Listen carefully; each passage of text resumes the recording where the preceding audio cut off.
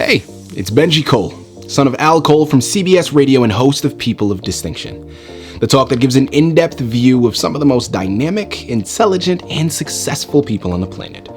Run to our website, peopleofdistinction.org for more info, or you can always email me directly at benji@alcoleenterprises.com. And we are very excited to showcase this next guest here on our network, so sit back, strap in, and get ready for a wonderful ride. And on the line with us today, we have Wiliam J. Pardue. And we're going to be discussing his wonderful book that he co-wrote with his son, Patrick. Now, the book itself is called Wolf Creek. And it's a true story based upon William's experience being a camp counselor. And we're going to go into all of the nuances in the interview, guys. But keep in mind, this book is available for purchase through Amazon, Barnes & Noble. But if you want to gather everything that Bill has to offer, do yourself a favor and head directly to his personal site. And that is wjpbooks.com. Once you're there, you'll find out more information on Wiliam himself, more information on this fantastic book, Wolf Creek, as well as find hyperlinks not only to take you to the purchasing page for that book, but also the other 3 books that Bill has written to date as well, one of which is called Why God. The next one is Visionary Perspectives Reincarnated. Lastly, A Mystic Guide to Spiritual Evolution, all of which are available through his personal site, wjpbooks.com, as well as Amazon and Barnes & Noble. And I will say, Bill was brought to our network, People of Distinction, today by some of the best publishers in the business, Sweet Spire Literature Management. So if you have a book that you'd like moved, give yourself the best gift you could possibly give and move it through Sweet Spire. And you can find out more information on them at sweetspireliterature.com. And listen, people, it's an absolute pleasure to have Bill here on the line. As I mentioned, it's a true story based upon his experience as a counselor. Okay. Now, the overall story is all about maturation, right? It's the strength of the human spirit, the cruelty of humanity, and the power of love and friendship. Now, what I love so much about that, and that was an excerpt that I took when I was researching, but what I love about that message in and of itself, isn't that just a depiction of life? I mean, when we're growing, when we're going through our journey, there's a lot of maturing that happens. You're going to meet people from all walks of life. Not all of them will be nice in every particular occasion. And through the relationships that you have, be it friendships, be it significant others, or familial relationships, that is really, through that unity is how we overcome a lot of obstacles. Not always, but a lot of times, having that support system is really the key that you need. And I'm really excited, and I'm looking forward to this because A, that's such a great message. But B, just to have a book to add to the shelves, because listen, people, I don't know about you, but after the 2.5 years going on what feels like 40 years that we've been dealing with this pandemic and the variations of lockdown that we've all experienced, I've been yearning for a book to just get lost in, right? A journey to take me outside of the confinement that I've found myself stuck in. And this is the perfect exit strategy. And Bill's the expert. So without further ado, let's jump right in. Bill, first and foremost, welcome to People of Distinction, and thank you for being a guest. How are you today? Thank you for having me. Of course, absolutely. Listen, we're very much looking forward to this. As I mentioned, there's something about true stories that always raise the stakes, right? It just heightens things. And at least for me, it always is much more engaging. So, A, I'm looking forward to that. But again, that underlying message, I think, is something we can all get behind. So I'm really excited to hear about all of that. But before we go into the book, Bill, start by telling our listening audience a little bit more about yourself and your background, please. Yes, I am currently an attorney. I have been for 30 years. Family law attorney, which is probably the toughest law to practice, but it's also the most rewarding just because of, what you can do for families. Before I was an attorney, I had a contracting company, a construction company, a small one. And I did that for 10 years. Before that, I was a social worker. I have a master's degree in social work. I worked for the American Red Cross Disaster Services and traveled around the world for them to disaster sites. I went to the North Pole. I went to the equator. I went to Central America for them, actually for the International Red Cross, to write a disaster plan for the Central American countries after I had written one for the American Red Cross. And I also raised money for charities for the United Way in Los Angeles and for the Red Cross in Arizona. And the first job I had was, of course, with these boys out in the woods.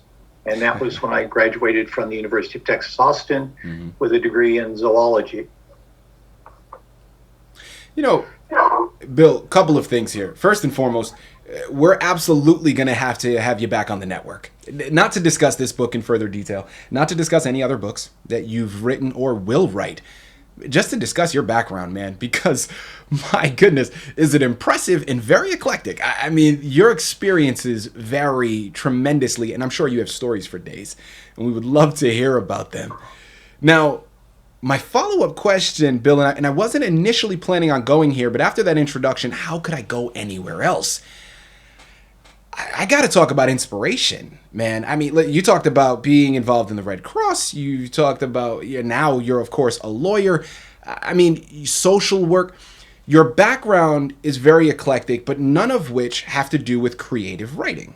Now, I'm sure all of them had a lot of writing specific to that particular job.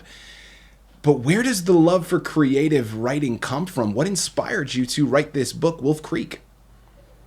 Well, I would tell people the story after I went through this and said, that's an amazing story. You really need to write it. So I finally sat down. I'd never written a book before, and I did it longhand. And I had that was probably back in 1990. And I finally got it typed up, did the manuscript, sent it to the publishers. And and so I'm being perfectly honest. But they got back to me. They said, the story is absolutely amazing, but you're not a very good writer. So well, there you go. They said, we've tried everything we can to reform the writing, but it's not going to work for us. So I was lucky enough to have a son who got into writing, got a creative writing degree. And I said, look, I have this book, and maybe you could help me with it. And that's what he did. He helped me with it. He made it readable. There you go. Fantastic. So it was your son's doing that really brought this over the mountaintop, right? I mean, you brought it the majority of the way there. You needed him to help finish the race, though. That's right. That's beautiful. Bill, he dragged me over with him. Listen, no one can appreciate that more than myself, right? Of course, everybody knows my father, Al Cole, and it's a family affair here, and we know that there are moments where it's not so easy to work with family members. So I definitely have a profound appreciation for what you and your son have been able to accomplish, man. Nothing but continued success to you and your son there. Bill, let's say there has to be a lot of patience involved. Oh, right? Of course. Yeah. Especially from the father. Absolutely. Yeah, because, the relationship has always been father-son. And then to transfer that now to be partnerships and almost equals to a sense, that can ruffle some feathers and lead to some turbulent times. But we've made it through. I've been working with my father for a number of years now. It's fantastic. I wouldn't have it any other way. And I'm sure you feel the same by working with your son. Yeah, it's a great experience. And my other son worked with me in the office for 8 years. So it's great working with family and with sons, especially for dads. Of course. Bill, without further ado, let's jump into the book, Wolf Creek. Tell us a little bit more about the narrative. Well, like I said earlier, I graduated from the University of Texas, Austin in 1971. I'd been studying geology for 3 years because I wanted to be a geologist. And it didn't work out. So the last year I chose a topic, a subject that I could get out in. I got a degree in zoology. And I had, what do you do with a degree in zoology? So I just happened to find a job on a board at the university, and it was for a wilderness counselor they didn't really give a full description of what it was for because nobody would have gone and applied for it. But it was for a wilderness camping program, mountain climbing, canoeing, backpacking, the whole bit. And I said, wow, I'm really an outdoor guy. This sounds like somebody's going to pay me to go camping and canoeing and all that stuff. I said, oh, well. sign up for that. So I had an interview with the social worker, and they hired me. And after he hired me, he told me a little bit about the boys. So this was a camp. These were boys mainly from south side of Chicago, had been involved in gangs, had gone through the entire juvenile system in Illinois and been rejected from all of them eventually. They were sent to the boys' ranch in Texas where they thought they could handle them, and they could not handle them there either. So they came up with this brilliant idea of buying 20 acres out in the middle of nowhere in East Texas, no water, no power, nothing but scrub pine and sand. And they took them out there and they dumped us all together and left. And that's figure it out. That's what the job was about. It was basically warehousing these boys far enough from civilization where they weren't going to hurt anybody. And it was our job, the counselors, to keep them from killing each other. Wow. Well, Bill, hearing you talk about that, it's funny because I when I was doing the research for your book, one book that I remember reading when I was much, much younger, I was probably a teenager at this point, it was a book called Holes. And they made it actually into a Disney movie years later. But the book itself was something similar to that, right? Where you would have inner city youths that just couldn't, it was almost like a juvenile facility that they would send them to when they did things wrong, of course. And it was like in the middle of nowhere, out in the desert, and they would make them dig holes as punishment. I don't know if you made your kids dig holes, but being out there in the middle of the desert sounds, eerily reminiscent to that. Bill, going a step further, but now honing back in on inspiration. So we know how the writing of the book came about. People were telling you, hey, this is a fantastic story, you should put it out. You ended up writing it, as you said, longhand. Your son got involved, helped you to really increase the entertainment and creative value to it through the writing. What was the underlying message that you wanted your audience to receive, and why did you feel as you were writing this book, your message would be pertinent to youth, to children picking up the book? Well, when I look back on that experience with everything I've done all around the world, that was probably the biggest learning, growing experience that I had. Those boys taught me more than I ever taught them. What I brought to them was I brought them discipline and I brought them love, right? And I brought them a knowledge of what respect means and how you get it.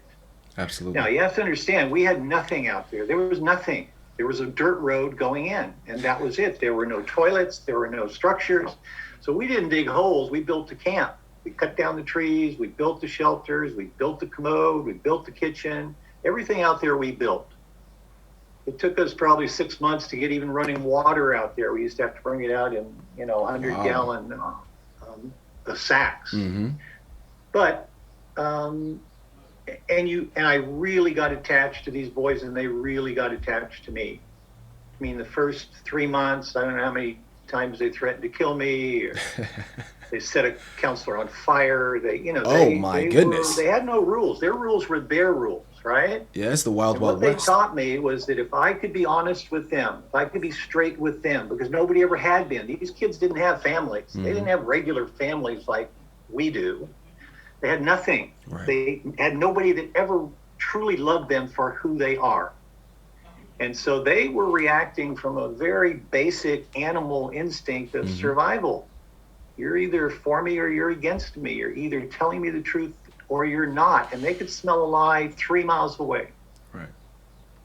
And they can take anybody apart just psychologically in 2 minutes. If you don't have a stranglehold on your own personality and your own self-image, they're going to kill you. They're going to eat you alive. Absolutely. Guys, again, we're here on the line with Wiliam J. Pardue. We're discussing his wonderful book that he co-wrote with his son, Patrick Pardue, called Wolf Creek. Available for purchase through Amazon, BarnesandNoble.com. But make sure you check out his personal site, WJP books.com. And just to clarify, I'm saying P is in Peter, books.com. You know, Bill, a question that just came up in my mind, and it's really a curiosity for myself, and I could be completely off in coming out of left field with this, but we know that law wasn't what you initially went to school for. Right. Being this camp counselor and working with these kids, you said yourself that, you know, you brought love and respect and you taught them some things, but they taught you a lot as well. Now, I'm curious, Bill, the fact that you are now practicing law, but out of all the law that you could be practicing, you practice family law. Right. Does your background and your experience through your time during your camp counseling, does that play a part in you pursuing law? Yeah, in terms of what direction. I mean, once I was with the boys for a year, which is how long we spent out in the woods. Mm-hmm. You know, I thought, you know, I want to do this. I want to help people the rest of my life. And that's what I did. And I came from a very rough beginning. You know, I had 3 brothers and fighting all the time. We lived in trailer parks. Dad was gone. So we had to also fight for everything that we got. Mm-hmm. So I found when those boys knew me, they knew I was one of them. I had gone through some of what they had gone through. And because of that, they could cozy up to me a little bit more than they would have otherwise. Mm-hmm. Because we had counselors that didn't have that background. And without a counselor like myself or the partner that I had who was a Vietnam veteran, a paratrooper, Green Beret. Wow. So the 2 of us were taking care of 10 boys. In the other camp, there were also 10 boys over there with 2 counselors taking care of them. But they just inspired me, right? I mean, no matter what had happened to them, no matter how many beatings they had taken, no matter how many foster homes they'd been through, no matter how many dinners they didn't have or places they couldn't go, they knew who they were. They were solid citizens, not solid citizens, but solidly entrenched in who they were. They had to be.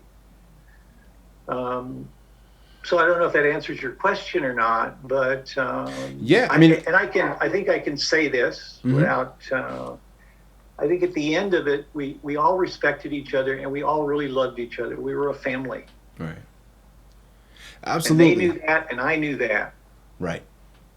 Yeah, Bill, I would absolutely say that you answered the question, because really my main thing is I was wanting to see if there was a connection, if there was an influence through your time as being a camp counselor and then pursuing law, but specific, again, family law, right? So absolutely, and thank you. I did the social work right after the camping experience. Also, yeah. I did the social work for 10 years. And so everything I've been involved in has been crisis intervention from the moment I was born, my younger life where I had to grow up at 4 and be an adult, to what I'm doing now. It's all crisis intervention. Right. Always has been. You know, Bill, next question that I wanted to go into, and something that I think we've already started to, but if we have, fine, because I think the message is worth repeating and really doubling down on because it's that important. First and foremost, Bill, who is your intended audience? And B, what is the specific message that you're hoping that they can take and learn from your book? Well, I think well, let me give you an example, right? Mm-hmm. My older brother, who's 4 or 5 years older than me, and a really kind of a non-emotional person, calls me one night and he's sobbing on the phone. He's literally sobbing. He can barely talk. I said, "What's up?" He said, "I just finished your book." Wow. That's the message I want them to take home with them. I want them to live it. They're going to be immersed in this book, and a lot of it is tough stuff to work through. But if you get through it, at the end, you're going to think, oh, my God. Of course. Yeah. You know, listen, is there a better compliment that a writer can ever receive than to elicit such a visceral emotion? I mean, that's amazing. That's amazing. Yeah, no. With all of my books, if I have one person that has that emotion, I said it's worth it. Absolutely. Mission accomplished. Mission accomplished. Because really that's what you want to do, as any artist wants. You want to formulate that bridge with your audience. Whether you're an actor, you're a musician, doesn't matter. Your art form is meant, or at least the majority of artists that I know, and I believe you second this notion, is when you're creating this is you want to connect with your audience. You want to elicit an emotion. And the fact that you were able to accomplish that is incredible, Bill. You know, next question that I want to go into as we start to tie up this wonderful interview, Bill, I would be doing my listening audience a severe disservice if I didn't ask this next question. Now, being that you are someone that has written multiple books, okay, Wolf Creek, again, was today's anchor. But clearly, we know you've written Why God, Visionary Perspectives Reincarnated, A Mystic Guide to Spiritual Evolution. You've done this a number of times. Bill, for any new writers listening in right now, someone just starting out, what are some words of wisdom that you can relay to them? Well, definitely know your story. Know what you want to write about before you do it. What do you want to do with that book? Do you want to tell a story? Do you want to teach a lesson? I mean, it takes a while. I've written 5 books now, and it takes a while to formulate what you want to do. And my other book here, The Mystic Guide, that was kind of a divine intervention on that one. But you have to be. I mean, this year of my life in the woods with these boys was probably the most important year of my life. And I wasn't gonna. And people like the story, so I said, well, if some people like it, other people will like it. Absolutely. Absolutely. Now, I know you just mentioned that you have a 5th book that you've also written. Bill, do me a favor, because I have the 4, of course, that are on your website now. This 5th book, is it one that is already published and is out? Is this an earlier book that you've done? Talk to us, A, either about that 5th book, or B, what's upcoming, what's on the horizon and soon to be out by you?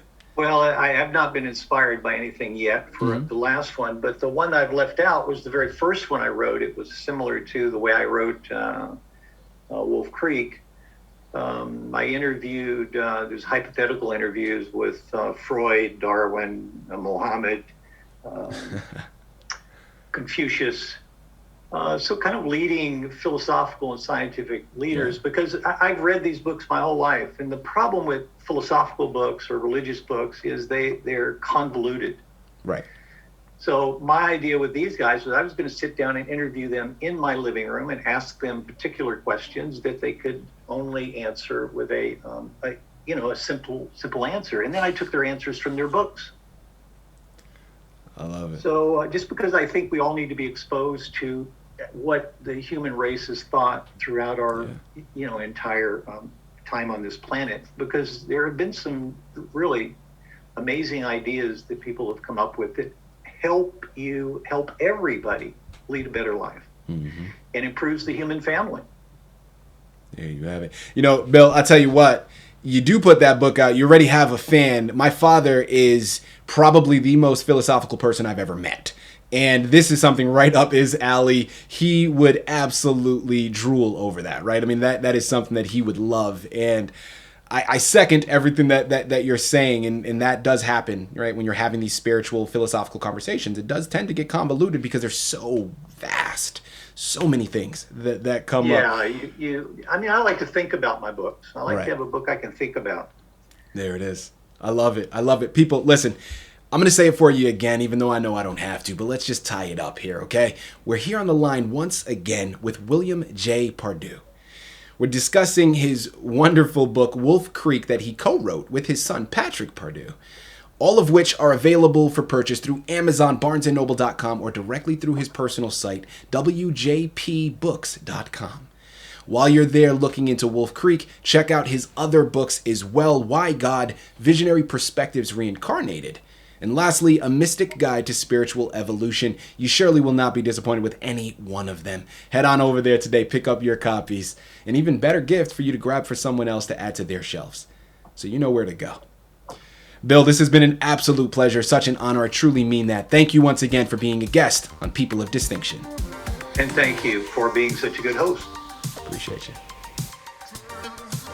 Come and be a guest with us on People of Distinction.